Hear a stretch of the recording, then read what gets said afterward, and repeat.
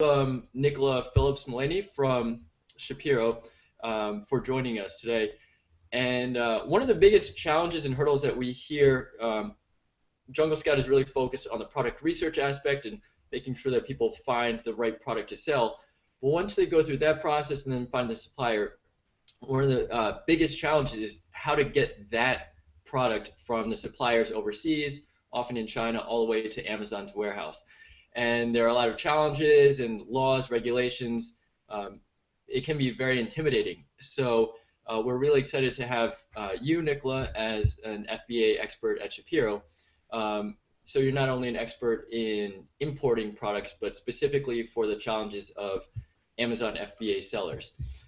So I met you as a client, and gotta say I'm really thrilled, and you guys do a great job as far as communication and timeliness, attention to detail. So that's a small plug, but an honest one. Thank you. So yeah, the way that we'll do it today is Nicola will run through her presentation. She's put together a really detailed outline of all the secrets that you need to know to import your Amazon product. And then from there, we will do a Q&A session. So we'll be moderating the chat box and flag any questions that we will get to in the end. So please just drop it in at any time, but know that we will get to it in the end. And if we do run out of time, then we will follow up in writing email, blog posts, or whatever. So with that, yeah, Nicola, thanks. I'll turn it over to you. Sure. All right. Let me just, I'm just going to close out the video here so I can bring up my presentation. All right. And is everyone seeing, oh, here we go. Everyone should be seeing my presentation in just a second. Yep, we see it. All righty. Okay. Let me bring up my script here. All right, great. So first of all, hi everyone. Thank you so much for attending this webinar. As Gen introduced, I'm Nicola Mullaney, and I'm the FBA manager here at Shapiro. And so before we begin, I just wanted to give you a little bit of a background on Shapiro. There's me again. So Shapiro is a third-generation family business that we've been serving the shipping community for over 100 years. We place a really strong emphasis on compliance and technological solutions, and we even have a stronger stance on customer service. We provide top-tier logistics solutions with a personalized approach, and we really love to get to know our clients and find ways to help them optimize their businesses. We've been working alongside Amazon for about 7 years now, both with Amazon-owned goods, doing imports for Amazon, as well as the Fulfillment by Amazon program, where we're helping sellers just like yourselves to import your products into the Amazon warehouses. We currently provide customs clearance and freight forwarding services for FBA sellers in the United States, Canada, Europe, and Japan. We offer a hands-on and informative approach to first-time importers to help to ease the learning curve. As you're about to find out, there's a lot to be aware of, and we're here to help you navigate through the wonderful world of importing. So the purpose of the session today is to help you to streamline and optimize your supply chain with a focus on aspects of importing that the industry newbies tend to overlook. We're going to journey through the supply chain to touch on the most important aspects, which are your sourcing, your logistics partners, and of course, customs. So today's focus will be on importing to the U.S., but most of the principles that that can be applied internationally as well. We'll discuss ways to avoid some common mistakes, as well as how to ensure that your supply chain is consistent and scalable. We're going to start at the beginning by talking a little bit about product sourcing and building supplier relations. So from an importing perspective, there are certainly a few things to be aware of while you're sourcing a product and a supplier. First, you need to make sure that you're sourcing from a reputable factory. There are plenty of services out there, such as Alibaba, that can help you to read supplier reviews and choose a supplier wisely. If your supplier has never exported to the U.S. before, it's likely that you'll need to be more involved in ensuring that they're providing the proper documents for both export and import clearance. Choosing a supplier that knows what they're doing when it comes to exports is going to save you time and headaches. It's also important that your supplier understands what it takes to make their products compliant with regulatory bodies, such as the Consumer Product Safety Commission. Finding out that your goods have been detained because of the lead levels in your children's toys failing inspection is certainly not a good way to start building your e-commerce business. If your supplier tries to tell you that U.S. Customs doesn't need certain information that your broker is requesting, or that you can claim a lower invoice value than you actually paid, do some more investigation before committing to a purchase order. As the importer, you are ultimately responsible for the shipment and not the supplier. Next, you'll want to make sure that the product you're interested in is actually allowed into the U.S. or any other countries that you're trying to send your goods to. Furthermore, you'll want to make sure that the government agencies, or OGAs, may regulate your product. U.S. Customs are not the only ones interested in imports. There's the Food and Drug Administration, the U.S. Department of Agriculture, the Environmental Protection Agency, the Federal Communications Commission, the Department of Fish and Wildlife Services, and the Consumer Product Safety Commission, which I mentioned earlier. And those are just to name a few. You certainly don't want to get too far along in the process before realizing that you need a special permit, or worse, that your product is banned. As an example, we've recently seen sellers having to re-export items such as cosmetics because the importers did not do the proper research on their items and the FDA labeling requirements were not met. If your product makes any sort of claim regarding healing or curing, the FDA will consider this a medical device and the appropriate registrations will be required for import. You should also be cognizant of intellectual property rights, as those certainly come into play when importing, and the U.S. Customs has recently taken an initiative to target violators much more heavily. Any branded or trademarked or copyrighted products will require permission from that trademark holder if you wish to distribute it in another country. You don't want to have to quickly learn how to export all that Disney merchandise you spent so long trying to import, right? So being informed is key to avoiding costly mistakes. Do your homework and don't be afraid to ask your broker if something doesn't seem right. Once you've chosen a product and a supplier, you'll want to make sure that you understand under which terms you're paying your supplier. Incoterms, or terms of sale, play an important role in shipping, as they determine who is financially responsible for the goods at each step of the journey. Shapiro has a helpful infographic that makes it easy to understand, similar to what you're seeing on the screen now. I'll have more on Incoterms in a little while, as you'll want to know what the price you're paying your supplier includes. This is very useful when you're pricing out transportation, which leads me to our next segment on choosing the right mode of transport for your needs.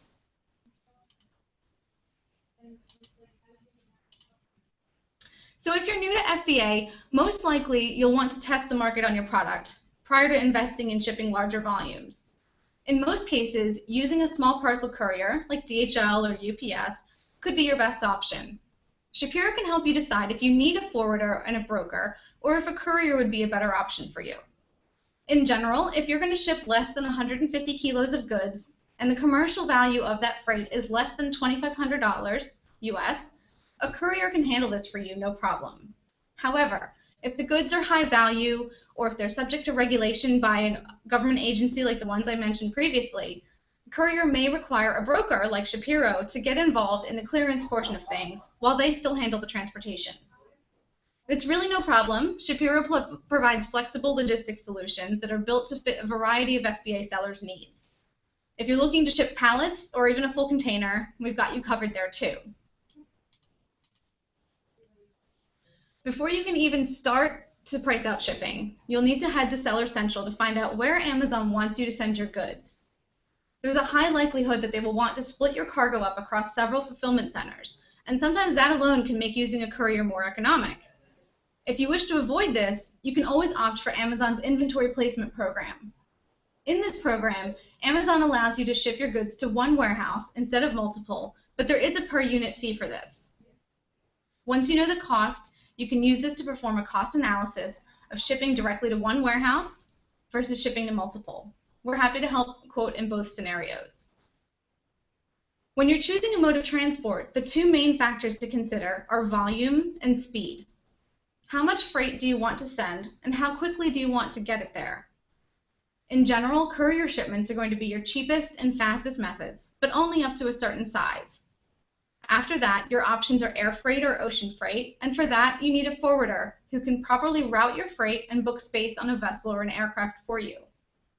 So how exactly do you choose a reliable forwarder if you've never done this before? This is a great question, as the quality of all of the parties involved in your supply chain are equally as important. As Shapiro provides freight forwarding services, I'm obviously a little biased here, but in general, you want to look for a company that asks a lot of questions.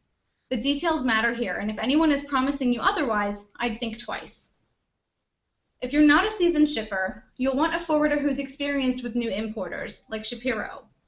Importing can be overwhelming and scary, and you want a company that will make it manageable for you, that will break down all the terminology, all that shipping lingo, and most of all, keep you updated frequently.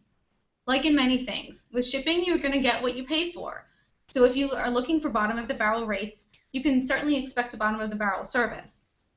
Looking for a forwarder that also provides customs clearance will reduce the amount of paperwork and coordination on your side. If the forwarder can provide you with easy-to-understand charts and checklists, that's a good sign too. Shapiro has developed these for our clients to help them keep organized and to visualize the process.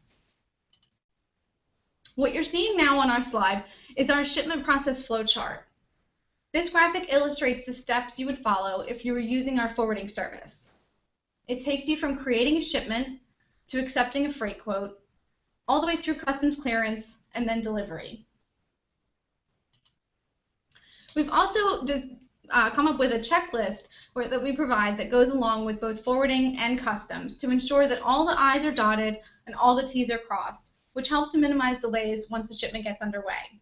This is what you're currently seeing on your screen now. So once you've chosen your forwarder, it's time to decide the best method with which to ship your goods. As I mentioned before, you have two options, air freight and ocean freight. In general, air freight will be more expensive because you're paying for faster transit. There are direct and indirect flight options, which may present more flexibility from a cost perspective, but in general, you can expect to pay more for air freight. With ocean freight, you can choose less than container load, also known as LCL, or full container load, known as FCL.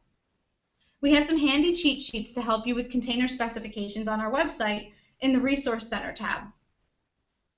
With LCL freight, your goods will travel along with other people's cargo, which is great because you can share the cost of the container. However, this mode does put you at more risk for a customs exam, which I'll get into a little bit later in our session. If you're able to get volume discounts from your supplier, and Amazon is not limiting your inventory capacity, shipping a full container may be a good way for you to decrease your cost per unit. Full containers come in several sizes, but the most popular are 20-foot and 40-foot boxes. In general, you'll need a volume of at least 20 cubic meters to make shipping a full container worth it. Once you know where all the goods have to go and you have a rough idea of which method you'd like to ship by, then it's time for you to get a freight quote.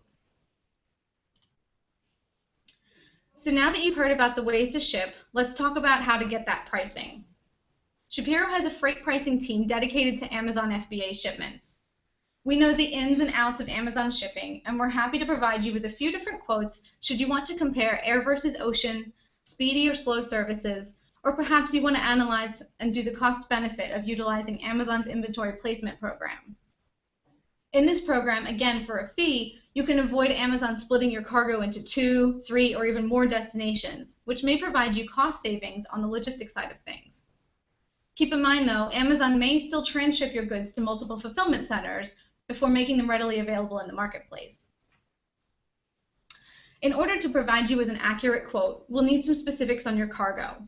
We have a simple form that you'll complete that you'll provide us with all the details we need to get you a customized quote. Unfortunately, flat rate estimates are not a good idea when it comes to freight forwarding, so details matter. If you plan to use a courier, pricing for that kind of transportation is much simpler and usually can be done right on their website. We'll need to know where we are collecting the goods, and that will depend on your terms of sale or Incoterms. For example, if you're buying on FOB terms, that's free on board, then your supplier is handling taking the goods to the nearest port and clearing export customs for you. If your terms are ex works, the supplier relinquishes responsibility once the goods are packed, and it'll be up to you to get them picked up and exported. Shapiro has agents in just about every country that we partner with to handle this part of the journey for you. We'll need to know the number of cartons you wish to send, as well as their weight and dimensions. Amazon has really specific receiving requirements, and Shapiro is happy to rework your cargo to configure it to the correct pallets to ensure proper delivery. In our experience, most overseas suppliers are unable or unwilling to follow Amazon's instructions. In order to provide pricing for this service, We have to know exactly what we're dealing with. So by now you may be thinking, sure, I understand you need a lot of info, but how can you deliver my goods to Amazon? How quickly can you do it? Well, in order to determine that, we need to consider a few different factors. While we can provide you with port-to-port transit times, there are a few elements in the import process that can cause delays. You'll need to consider that customs and any government agency may hold your cargo for document review or physical examination. This could cost you a few days as well as a few dollars depending on the type of exam performed. As a new importer, it would be wise to cushion a few days into your lead time to allow for an exam. More on that in a little while. Another factor outside of your control is the delivery date. Amazon designates the appointment, and there's really no way to change that. So it's advisable that if you have urgent freight, that you let your forwarder know as soon as possible. Our pricing team can offer rates for expedited services in most areas. We will touch on the specifics of the delivery process a little later today. Another key factor is going to be the cargo ready date, and that will depend entirely on your supplier. Each quote we provide will indicate the departure frequencies for the mode of transport that you chose. For most ocean freight, there's going to be 1 or 2 weekly sailings. Your cargo must be ready several days prior to that sailing date in order to make that vessel. So when you're planning your lead times, consider this as well. The earlier that you let us know about delivery deadlines, the better we can help you make them. And speaking of deadlines, it's important to be aware that ocean freight quotes are only valid for about 30 days. Rates are always fluctuating, so if your cargo is not ready by the time the quote expires, we will have to update the rate. Depending on the time of year, you may see some savings, but if it's peak season, like the holidays, you could see increased cost. Air freight rates are more volatile, so the quotes are valid for even less time. Also understand that if we've quoted delivery, those rates may expire by the time the shipment is actually ready to take to Amazon, so we can't always control that. The trucking market is becoming more and more unpredictable, and while we do everything in our power to stabilize rates, you as the importer do need to understand this premise and plan for it. We're here to help you do just that. So now that we've got logistics covered, it's time to get ready for customs clearance and the fun of paperwork. Whether you're a U.S. resident or not, Amazon is not going to act as the importer of record for FBA shipments, which leaves you, the FBA seller, fully responsible for complying with U.S. customs and other government agency regulations. Non-residents can certainly act as the importer of record for shipments into the U.S. Importing should be looked at as a privilege and not a right, and although it can be tedious at times, all importers must be willing and able to provide any information that customs or a government agency requires. In order to act as the importer of record, the first thing you'll need to do is to purchase a U.S. Customs bond. The bond, at its core, is essentially U.S. Customs' way of ensuring that they receive payment for duties and taxes on all imports. Shapiro offers an annual or continuous bond, which will allow you to import for 12 months. Shapiro discourages the use of a one-time or single-entry bond, as they're generally not cost-effective if you're going to ship more than once a year, and they dramatically slow down the clearance process. Bonds are required for all sea freight shipments, even if it's a low value. If you ship with a courier, in most cases a bond won't be required. However, there are exceptions, so we do suggest that you check with us or with your courier before you ship anything. Along with the bond, you'll need to provide your broker with power of attorney, which enables them to perform customs clearance on your behalf. We also have a terms and conditions of service agreement that we'll ask you to sign, and we have an optional credit application should you choose to apply. Please be aware that for any importers without credit, all the costs for transportation, duties, taxes will be due up front. After the initial onboarding paperwork is completed, and yes, you only have to do it once, it's time to take a look at the commercial documents that pertain to your specific shipment. When you import to the U.S., you must declare the true commercial value of the goods that you are intending to sell. Customs are very good at figuring out when merchandise is declared with too low a value, so please ensure that your supplier is invoicing you for the actual cost of goods sold. Customs is not interested in your retail price. As the importer, you're held accountable for the shipment, so any problems with clearance are going to be your responsibility. not your supplier, not your forwarder, not even your broker. So it's very important to trust the partners that you're working with. The commercial invoice and packing list have several requirements, and Shapiro has a great blog post on how to create the perfect set of documents for your shipment. You can find that right on our website. It's best to be as transparent as possible, as now, through the glory of technology, customs will be able to see your actual physical invoice rather than just data input by your broker. Ensuring that you have a clear description of your goods and even photos is one way to minimize the risk of a customs exam. Exams are generally the result of random inspections or when customs isn't quite clear on something on your paperwork.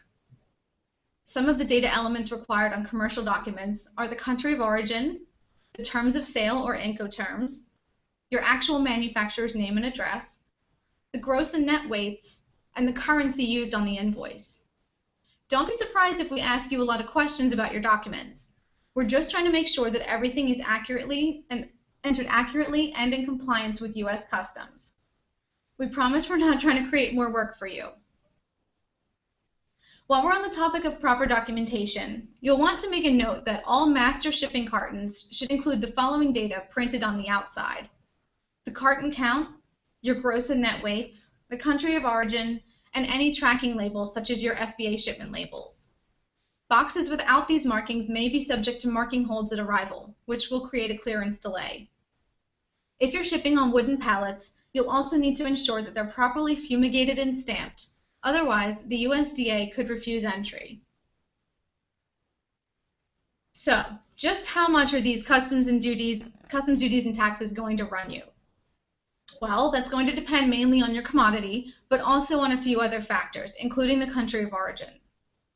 Where your goods are actually made and not just shipped from will determine if they're eligible for any free trade agreements or if they're subject to trade regulations like anti-dumping duties.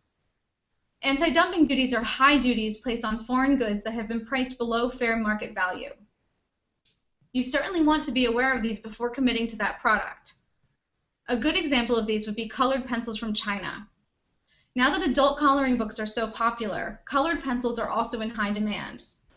However, most of these from China will be subject to 114% duties, which can really throw you for a loop if you weren't prepared to pay that much in tax. We encourage you to research duty rates with your broker prior to placing an order so that you can work those costs into your bottom line. Duty rates can be complex, and you want a licensed broker classifying your products for you, not a random website. Many articles have low or zero duties, but some, including textiles, can run as high as 20 to 30%. Again, quite a lot of details may be required in order to provide the correct duty rate.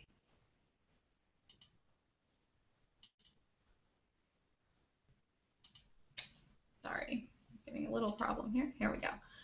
So now that I've been mentioning these customs exams throughout this whole session, they are an unfortunate reality when it comes to importing. So you may ask yourself, why would my freight be flagged for an exam? And furthermore, why me and not just that guy over there?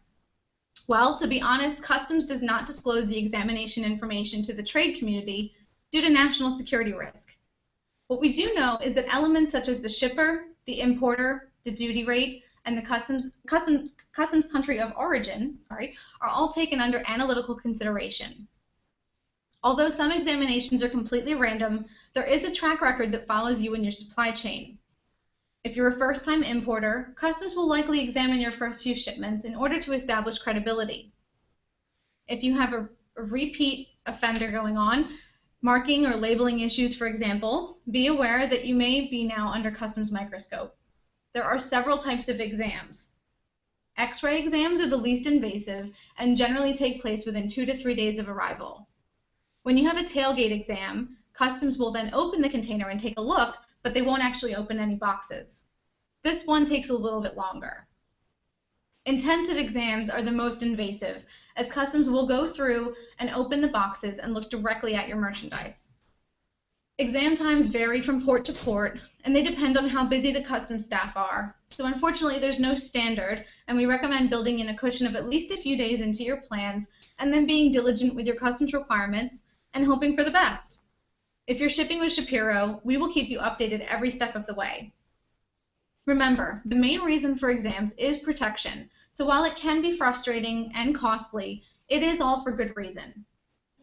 We have a great blog post that goes on into more detail about customs exams right on our website. And speaking of the costs, I bet you're wondering now what these exams are going to run you. Well, it varies, just like everything else. It depends on the port, the type of exam, and the amount of freight. A simple exam can cost you as little as $50, whereas intensive exams can be in the thousands if you have a full container. The other cost to be aware of is storage. You'd think that the ports and the carriers would be understanding when customs holds your freight, but you'd be wrong. There are some cases where you will be charged storage, even though you have no control over the fact that your cargo is unable to be picked up.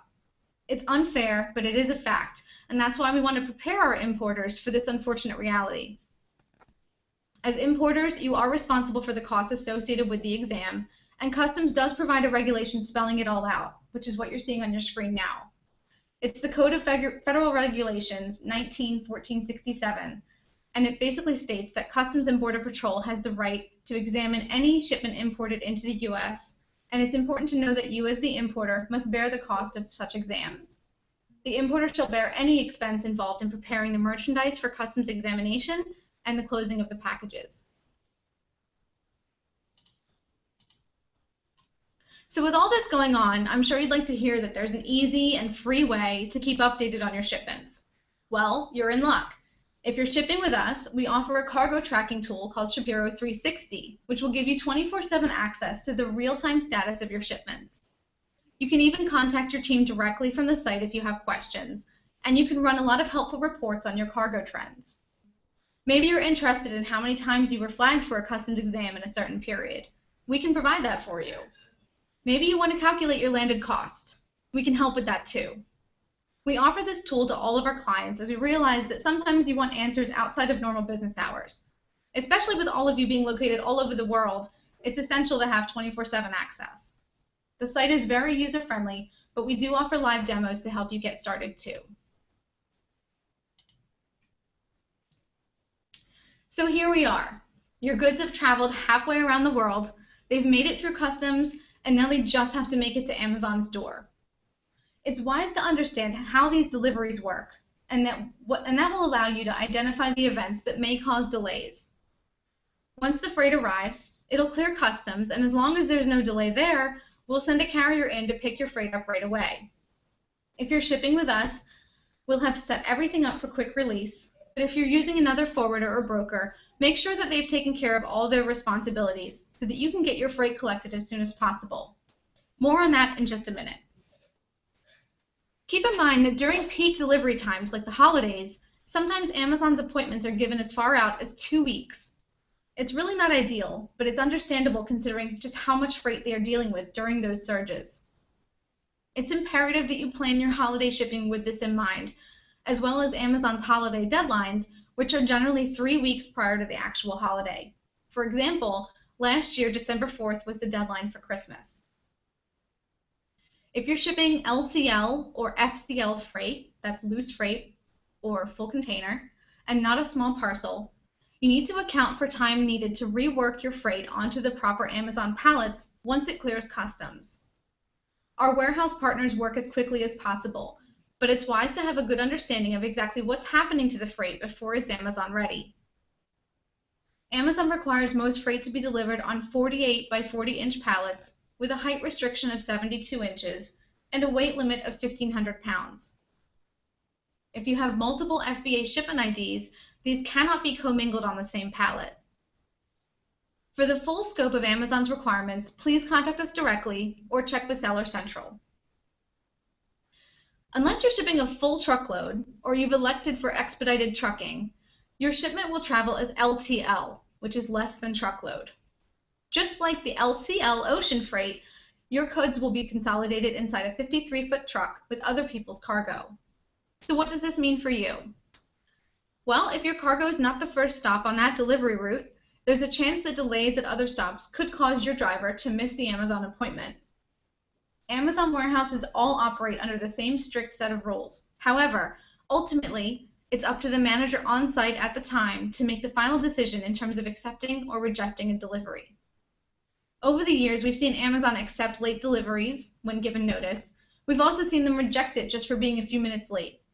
While we respect their process, it is something that's important for importers to be aware of, as something as benign as a flat tire on a truck could ultimately affect your product's availability.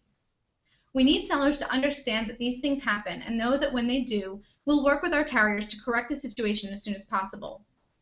I'll be discussing a little bit more about what could go wrong in just a few minutes. However, now I'd like to touch on deliveries that don't necessarily go directly to Amazon. While most sellers are sending their cargo directly to Amazon, there are some situations where you'll be sending your goods elsewhere. Maybe you want to ship in bulk, but Amazon has limited your inventory. So that means some of your goods have to be stored elsewhere. Maybe you want to send your goods to an inspection center prior to shipping to Amazon. In these cases, we'll need you to provide the full receiving instructions for your ultimate destination. We are well versed in Amazon's requirements, but it's up to you to let us know how other warehouses need their deliveries handled. If you're not based in the US, we'll need the tax ID of the receiving location for customs clearance purposes. This is for the ultimate consignee. We'll also be asking you whether or not they have a loading dock or if a pallet jack is required. Will there be an appointment necessary? Is the delivery residential? Well, if so, there's usually additional fees for these. The details matter here as we want your non-Amazon deliveries to go just as smoothly as the Amazon ones. While we're on the topic, choosing where your goods are inspected is another vital link in your supply chain. Sending your goods directly from the overseas supplier to Amazon can be scary, given that you really have no control over how the goods are going to turn up. There are a few different methods here that you can take to ensure that you're getting what you ordered and that your customers do too. You can start by asking your factory to send you a sample or two, or at the very least, send some photo verification of the finished and unpackaged and packaged product. This way, you can check to see if they followed Amazon's requirements. If they are agreeing to palletize the goods for you, you'll want to make sure that they follow the policies exactly to eliminate the risk of your cargo being rejected at delivery. If you still want more verification, you can choose to ship to a third-party inspection center. There are plenty of them in the US, but that does build additional costs and time into your supply chain. Once you've had a few successful shipments, you can most likely eliminate these extra steps and streamline your operation while feeling confident that your customers are receiving the products exactly as you described them on your listing. So clearly, there are a lot of contingencies when it comes to importing. We certainly don't want to discourage anyone from importing, but we find it's a much smoother process when new importers are educated and aware of how the process works, as this gives you a chance to put together a well-thought-out plan, leaving much less room for disappointment and frustration. I'd like to take a moment to review some circumstances that we've seen new importers face that could have been less challenging had they known ahead of time what to expect. To circle back to the relationship with your supplier, it's important to lock down the terms of sale you're working under and also the cargo ready date. Remember, freight quotes are only valid for so long, so you'll want to be in sync with your supplier on this. There's nothing quite as frustrating as delays that happen before the cargo even exports. You'll also want to understand how the exchange of ownership works. The bill of lading is a document that your supplier will release to you to transfer ownership of the goods after they've received your payment. For ocean freight, they can do this one of two ways. The old school way, which means they're going to issue you an original carbon paper document that you then need to endorse on the back and surrender to the ocean carrier before they're going to release it at the pier for pickup. Alternatively, they can issue an electronic release or a telex. So everything is handled digitally and no originals are required. We highly recommend using a telex method as it's far less of a headache. Original bills of lading are difficult and costly to replace, so save yourself the hassle and elect for telex release. Be sure to let your broker know which method you've chosen as well. For air freight, it's a little more simple. They don't usually issue originals just because of how fast the transit time is. So speaking of things that are costly to replace, how about the freight itself? Just what happens if the container falls overboard and your goods plummet to the bottom of the ocean? If your goods are insured, you'll be able to recoup the money that you spent on the goods as well as what you paid for the shipping. If not, well, you're out of luck. Most of the time, things do go as planned, but once in a while, they can go awry. And so you want to protect your investments by purchasing cargo insurance, which will allow you to sleep a little bit better at night. Cargo insurance will not reimburse you for the loss of sales, of course, but it is much better than just chalking it up to a total loss. Shapiro does offer freight insurance, and we'd be happy to provide a rate for you at the same time that we provide you rate quotes.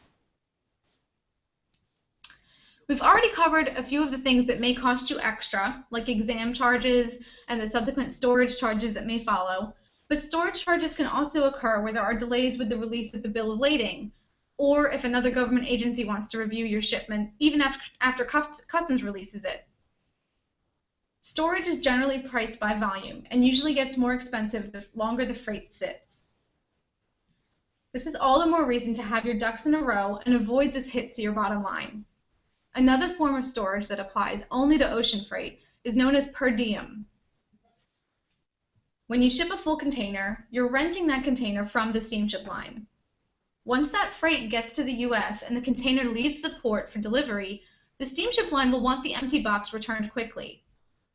If the container is dropped at Amazon's facility and Amazon takes their time unloading it, the steamship line may charge a per diem fee on the container as well as the chassis that it's sitting on. Amazon will not be responsible for these charges. So we recommend that you transload the goods out of the container, palletize the freight before delivery, and then that way the container can go straight back to the depot and doesn't risk sitting at Amazon. Per diem charges can cost hundreds of dollars per day, so it really can add up. It's also not a cost that you'd necessarily factor into your bottom line, unlike the cost of transloading and palletizing, which would be quoted before the shipment started. This is only applicable to full container loads. While we're on the topic of delivery-related charges, we wanted to shed some light on the trucking market for you. As I mentioned earlier, when you're getting freight quotes from us, we'll include the delivery rates, but by the time the cargo actually reaches the U.S., that rate may no longer be valid. In most cases, the cost is going to remain the same, but recently, the trucking market has become more volatile. You may recall that the labor strike that happened last year on the West Coast, and this certainly had an effect on the domestic trucking market. Thanks to some poor infrastructure planning, the U.S. ports just can't handle the volume of cargo that's currently entering the U.S., and the backlog can be catastrophic at times, as it was last year. The woes of the truck drivers made national news last summer, and you might remember hearing stories about the congestion that was causing drivers to lose money.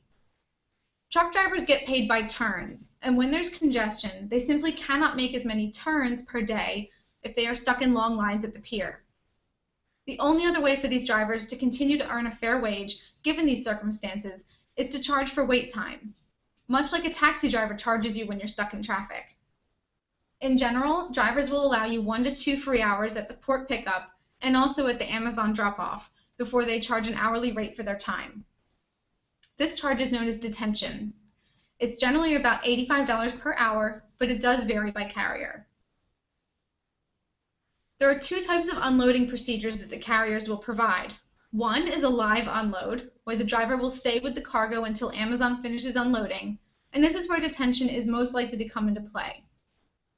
The other option is a drop delivery, where the driver drops the load off and returns at another time to pick up the empty container.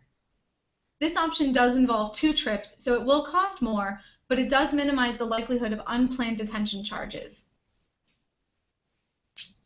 When you're setting the shipment up in Seller Central, you'll notice that Amazon provides 3 options for your delivery type: small parcel, LTL, less than truckload, and FTL, full truckload.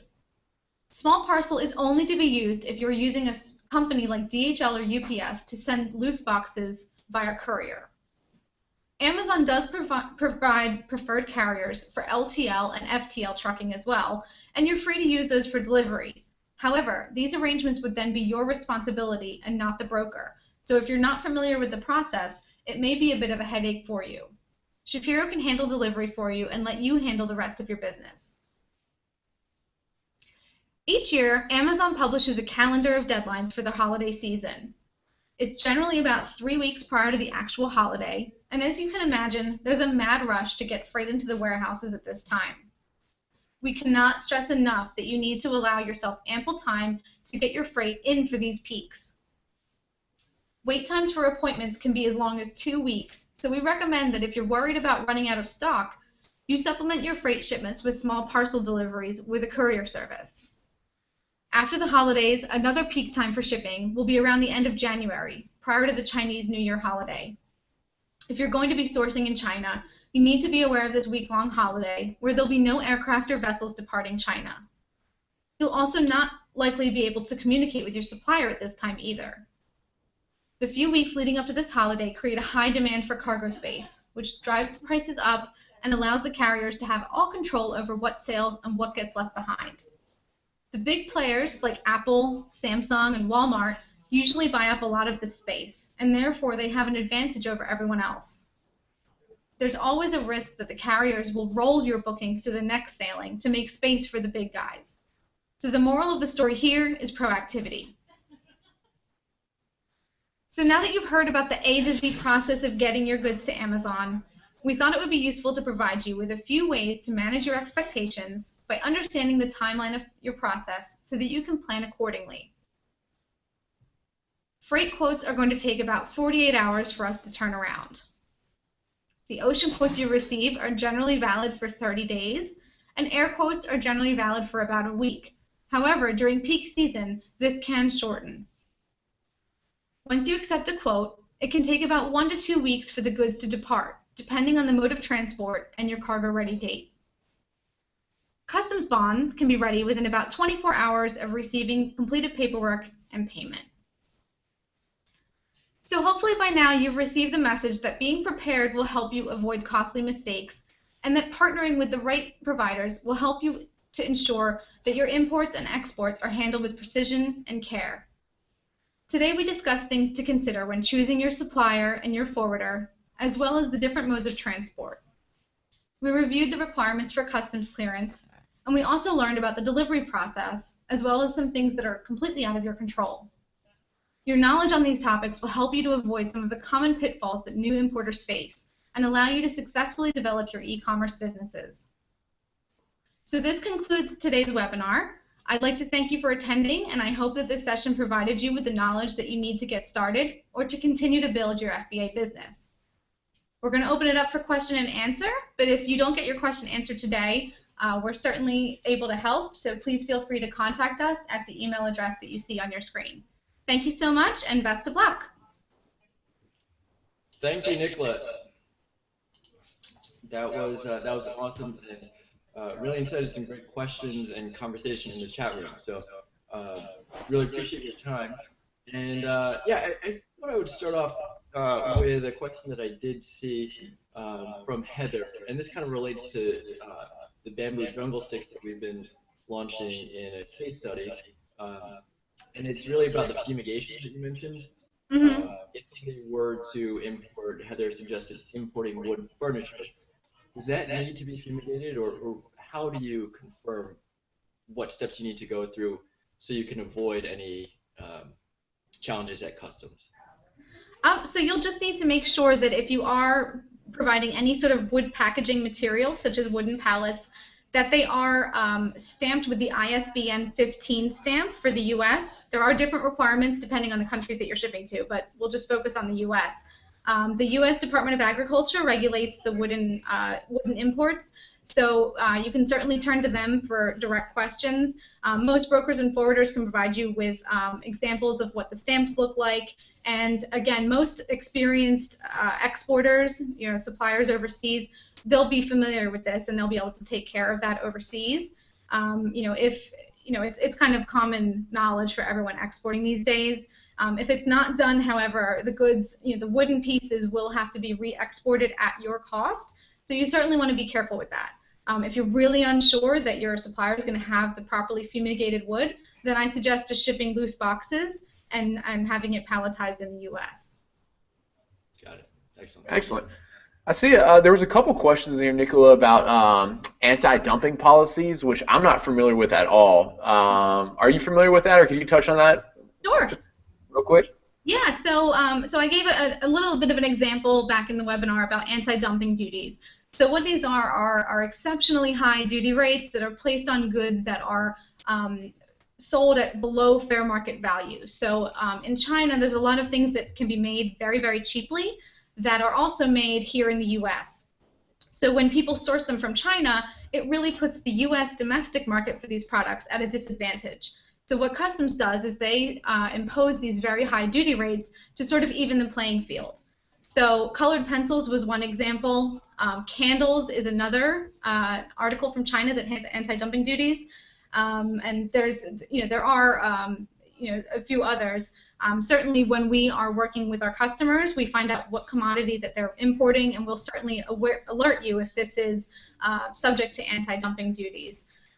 We recently had the colored pencil issue quite a lot, as I mentioned, and some people found, it was a little too late. They had already ordered them. So what they did was they actually ended up shipping them to FBA in the UK because England doesn't have the same duty rates as the US. So they sort of lucked out there, but they did have to change their business plan. Even if your goods aren't subject to anti-dumping duties, you may be unaware that they're just generally a high duty rate. Some polyesters, textiles, the duty rates can be 20, 30, 40%, and that really can be a lot, especially if you're not planning for it. So certainly doing the research, working with your broker, making sure you know what you're going to be paying before you place that order is going to help you, not to have those surprise costs at clearance.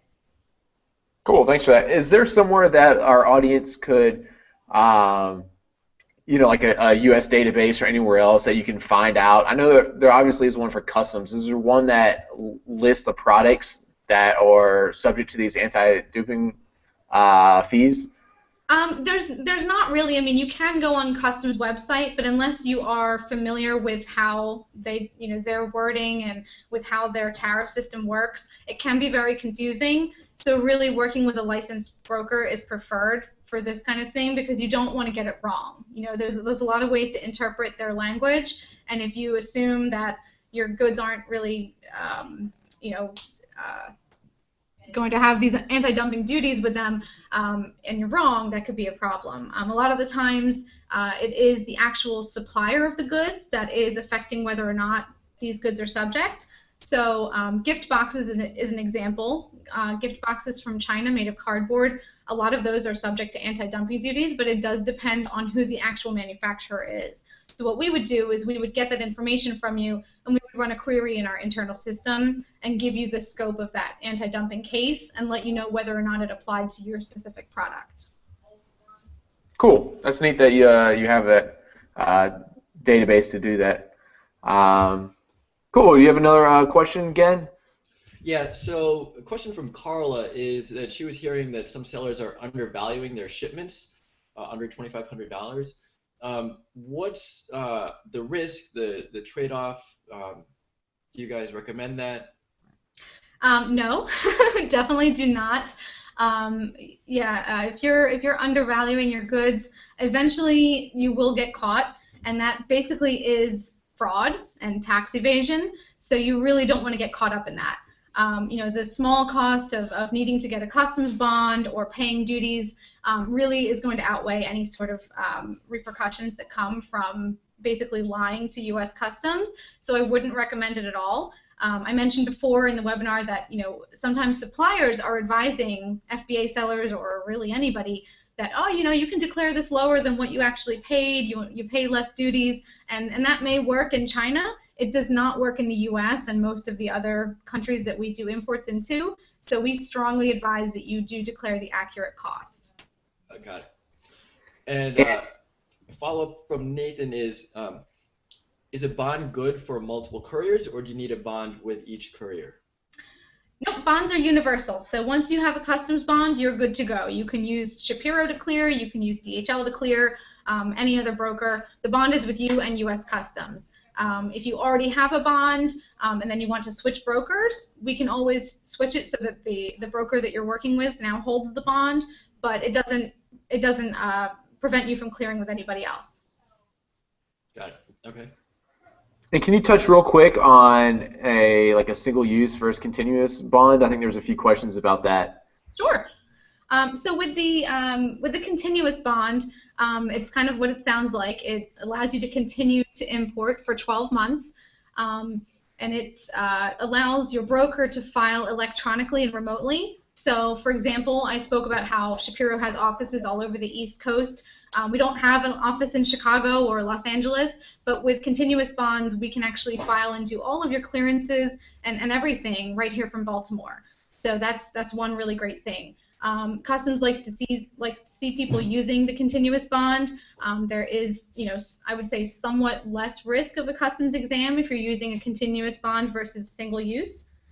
With single-use bonds, they can get a little complex. So they may seem cheap up front, but once you kind of dig into it, it can cost you extra. So for example, if you're shipping an ocean shipment and you want to use a single entry bond, you'll need the bond for the actual entry into customs, but you also need it prior to export. For ocean freight, there's a new regulation that came out in 2012, which is called importer security filing. And all this is really, it's a Homeland Security initiative that requires certain information to be sent from both the carrier and the importer to customs before anything exports. And what this does is allows customs to get a quick snapshot of what's coming, and if they see something that is a red flag, they can actually put a hold on that shipment and make sure that it doesn't come to the U.S. So it's an anti-terrorism kind of initiative that everyone has to comply with now. So as your broker, we can handle this for you. It's no real extra work for you. But what happens is, in order to transmit that to customs, it has to also move on a bond. So with a continuous bond, that allows for importer security filing and your customs clearance. With a single entry bond, that does not cover the importer security filing, so then you need an additional bond for that. That can range anywhere from $150 to $200 on top of the single entry bond cost.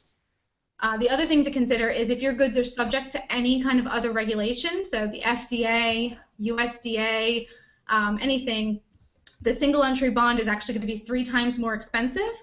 They do require you to kind of insure a bigger amount when you have those government agencies involved. With a continuous bond, the cost is the same no matter what.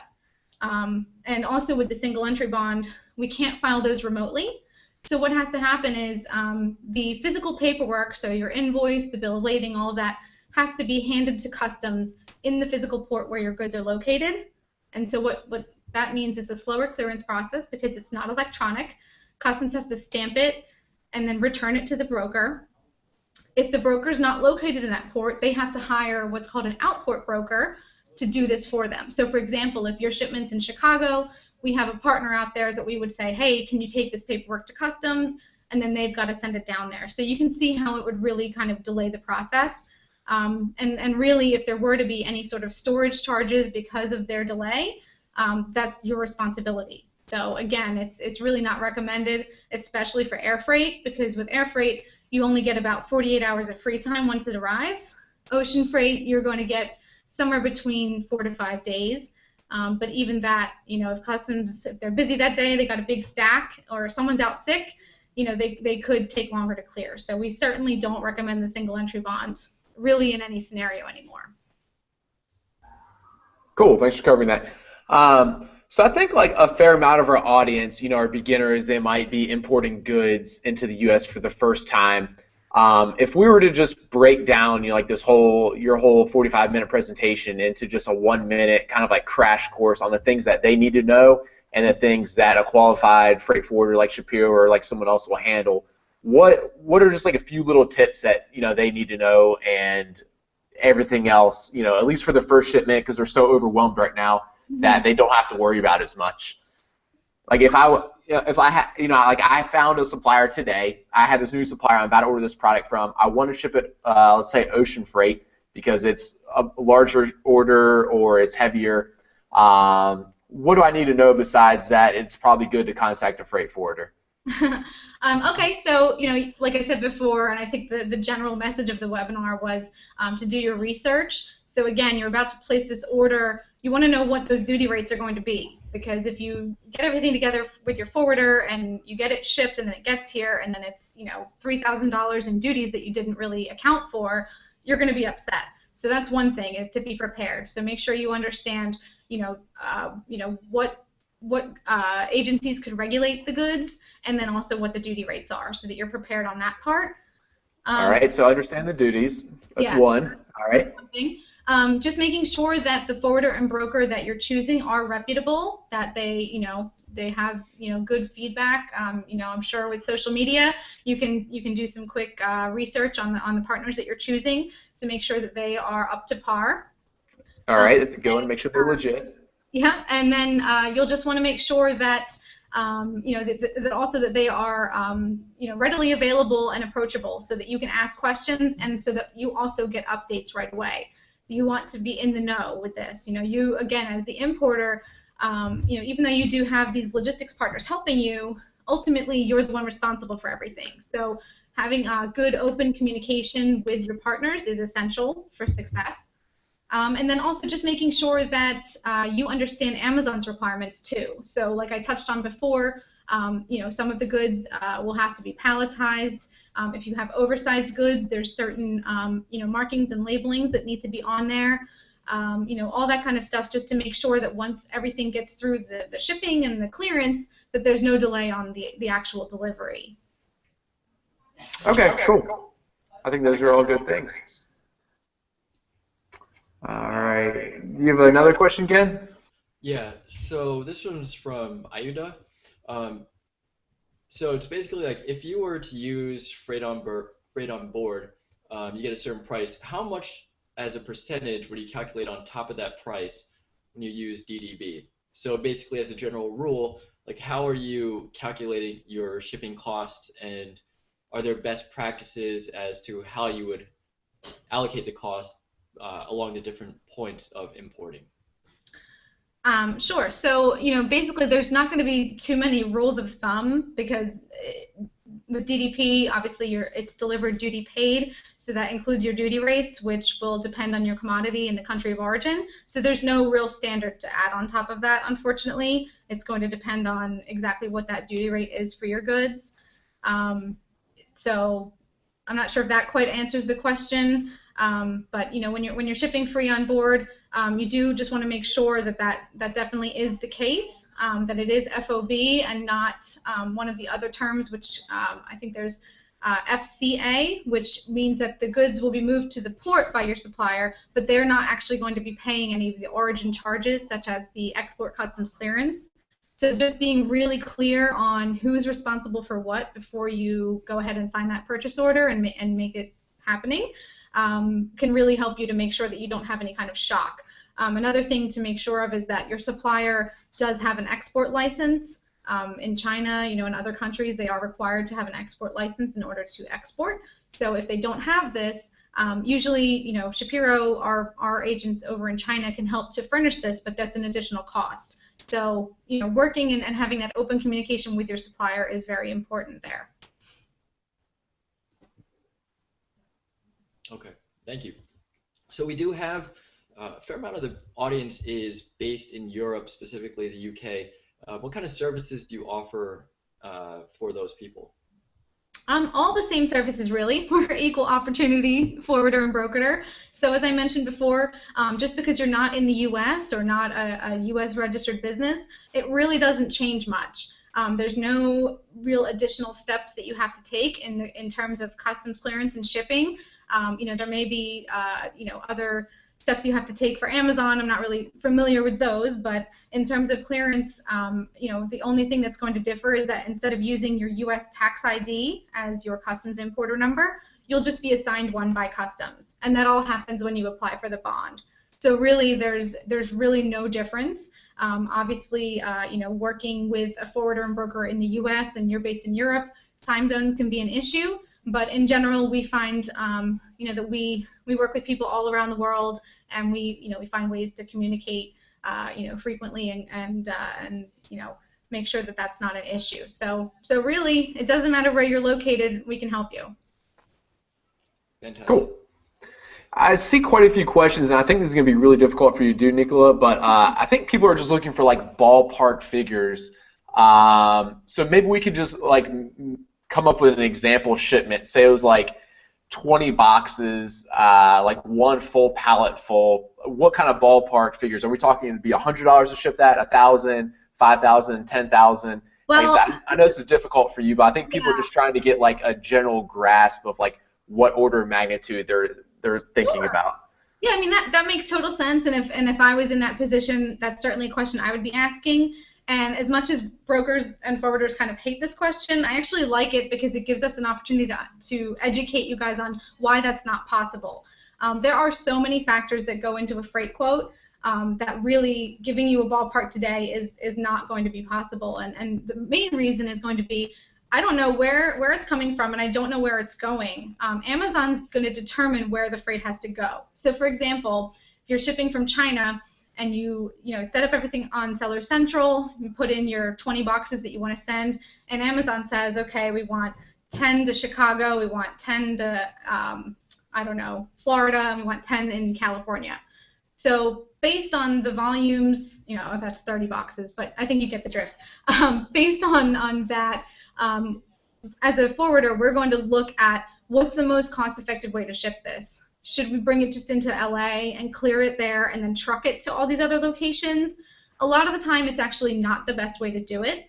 The ocean freight between China and LA is obviously short, but domestic trucking can be very expensive. So if you have to truck something from LA to the East Coast, that's roughly 3,000 miles. Depending on how much freight that is, it can be exorbitant. So we would actually probably use a combination of ocean and rail to move the goods to a port that's closer to where Amazon is to reduce the actual trucking cost. So it's things like this that really factor into the cost of how we route the freight.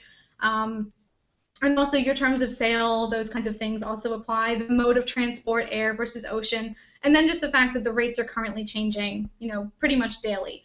So, excuse me. When you get in touch with us, we'll work with you to get as much information as we can from you to see if we can get you a quote. But really, the first step is going to be that you need to sign up on Seller Central so that we know where the freight has to go. In general, we can, maybe do one example for you based on you guessing where the freight may have to go. But obviously, we're trying to watch our resources too, so we do like to quote on actual scenarios when possible.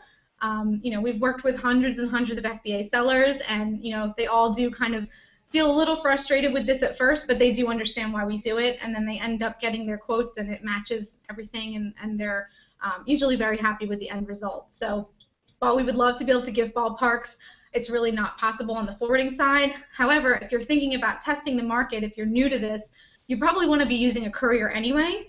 And generally, companies like DHL, UPS, you can go right on their website. You can enter in your carton dimensions, enter in a destination and an origin, and they'll be able to spit out some rates for you.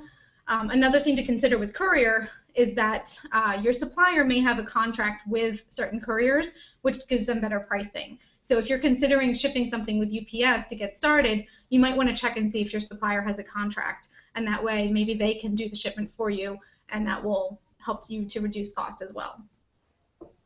Okay, great. And just because I know it's going to be a question for some people, can you just give us a real quick 1-minute breakdown of the difference between like a courier or express service versus air freight? Sure. Maybe examples of both and what the difference is? Sure. So with a courier shipment, basically this is for low value, small goods. So under 150 kilos, under a cubic meter, basically less than a pallet, if you want to picture it that way. It's better if the goods are very generic and don't require any kind of other government agency, so nothing that would be regulated by the FDA or the USDA, because what can happen is if it's low value, the courier will actually clear it on a general manifest, which means they don't need a bond from you. They just sort of clear everything on that aircraft under one sort of informal entry with customs. So it comes in, it lands, it clears, it goes to Amazon. It's pretty quick. It's generally pretty cheap if the freight is small, and it's not a lot of hassle. You'll want to make sure that your shipment is set up as DDP, so that means delivered duty paid. Amazon's not going to be responsible for any duties or taxes or charges from your courier, so you have to make sure you set it up that way. But in general, it's smooth and easy, in order to get started. With air freight, what you're looking at is usually bulkier cargo, maybe not enough to go on an ocean shipment, but generally, maybe a few pallets worth is usually ideal for ocean freight, or air freight. In this case, you're using a forwarder, you're using a broker, so it's going to be a little bit of a slower process because you need to do a formal customs clearance. You need to obviously, set everything up and get a quote, so it's not usually as quick as a courier service. There's generally different options too. So there's direct flights where it's exactly what it sounds like. It goes from port to port and that's it. A little bit of a cheaper option would be indirect flights when available. So just like when you take a flight somewhere, you might have a layover. Flights with cargo do the same thing, but that obviously increases your transit time. Also, cargo can miss its connection just like you can, so there's more risk for delay on the indirect flights. But yeah, so in general, courier is for small, easy to clear cargo. If you have something small and low value, but for example, it's sunglasses, for they're lightweight, they're little. Well, actually, the FDA does regulate these. Most of you might not know that.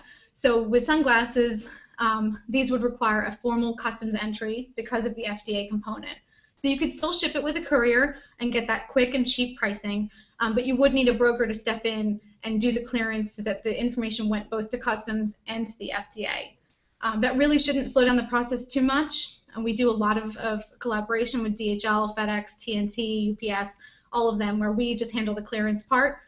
So it's a little bit of extra communication on your part, making sure we have the right documents, telling the courier who your broker is. But it's usually not too much of a delay. So certainly, if you're looking to start and you want to make sure that products are going to sell, that there is a demand for it before you invest, I would say stick with the courier. It's generally faster and cheaper. Excellent. Thank you. I think Gen has one more question. Okay. Yeah, so thank you for everything and laying out Shapiro's services. One question that did come up was, like, how can we reduce the fees? Like, are there any areas where you can make the concessions? And sure, I guess, like, you just laid one out where you sacrifice time for money. But are there other ways, places that people can look to trim costs? I mean, it really depends. I mean, shipping internationally is not usually going to be a cheap thing, but certainly making sure that you've researched that there is demand before you go ahead and invest in all this shipping and clearance business is one way. There's no usually if you are going to be shipping, you can sometimes lower your cost per unit by shipping in bulk. So I kind of mentioned before, if you're you've been shipping less than container load and you've had, maybe 5 cubic meters, 6 or 7 cubic meters of shipments, and you're starting to see stuff moving, but, by now the LCL shipments are getting pretty expensive. You want to see if it makes sense for you to maybe ship a full container, which a 20-foot container can hold about 30 cubic meters, and that way you have that whole box to yourself, and generally that's going to, at a certain point, depending on, a couple other factors, start reducing that cost per unit because you're shipping in bulk. So that's one thing to look at.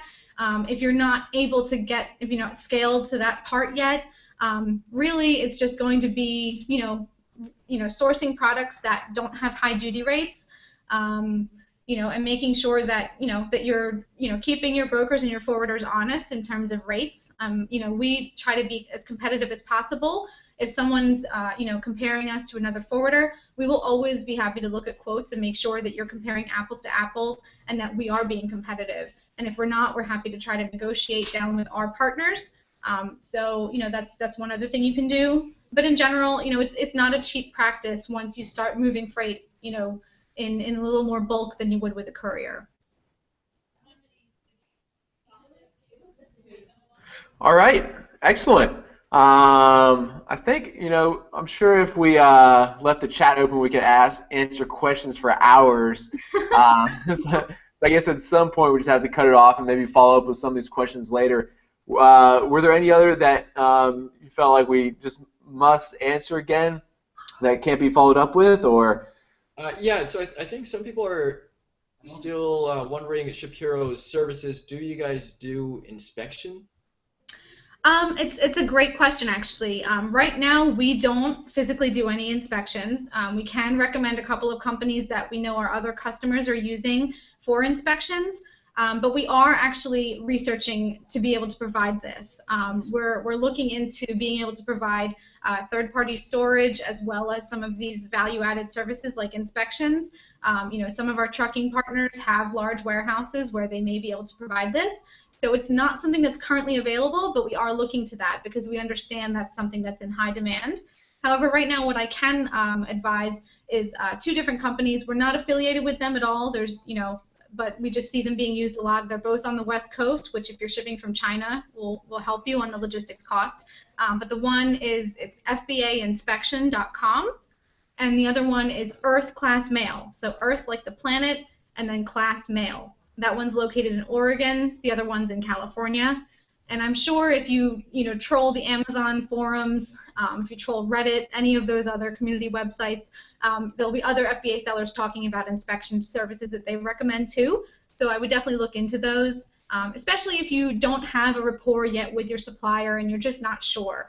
You certainly don't want to blindly ship a bunch of goods and then your consumers make the purchase and then they get a purple bag instead of a red bag, or they get 2 items instead of 3, or whatever it's supposed to be. So we know that the FBA feedback, the reviews that you guys get online is so important to your business. So obviously making sure that what you're listing is actually what's turning up at the door is a huge part of your process. So that's why we're looking into being able to provide that in the future. But for now, we just have some, companies that we can recommend that do this for you. And then also, as I mentioned before, if you don't want to spend the money on that, having your supplier send you samples, having them send you photo verification before you sign the purchase order, or maybe, I guess that might not work, that order, but maybe before it can export. That way, you get to see everything before it ships, and you can sleep a little better at night. Thank you. That's Excellent. super helpful to get some references there. All right. And then, Nicola, if people wanted to find out more about Shapiro, I see your email address is obviously on the screen here. Do you have any other good resources that you'd recommend us and the audience check out on your website, or anything else you'd like to tell us about? Absolutely. I mean, if you visit our website, right in the center, we have an Amazon FBA tab. It's got some information. You can actually contact us directly through that website, or you can just email us at FBA Advantage, which is the one up on the screen. But also on the site, there's some great information that's applicable not just to FBA sellers, but really all importers. So maybe you're not even only doing Amazon. You might be importing something else as well. Most of the stuff that we spoke about today still applies. So we have a whole blog section where we talk about exam fees, we talk about how to do a customs invoice, all sorts of really good information that's sort of spelled out in layman's terms for you. We have a whole research center full of white papers and other resources that we've collected that we think would be important for you guys, with links to government agencies, explanations of customs rulings, all that kind of stuff is on there. And then we also have, you can sign up for our newsletters. We have the Shap blog, which is the blog post that you'll see on there. They come out probably once a month or once every other month, so you can have that emailed directly to you. We also have the Shap Flash, which is when something big happens in the industry that we feel is shaking everything up, we send something out to make sure everyone's aware. So for example, last year with the labor strikes on the West Coast, if any of you were shipping at that time, I'm sure you were aware there were, hundreds of vessels just floating in the Los Angeles Long Beach Bay trying to get in, and it was this huge problem for everyone. So we were keeping everyone posted through the Shap Flash. And then we also have Shap Talk, which is just basically a once-a-month newsletter on industry news.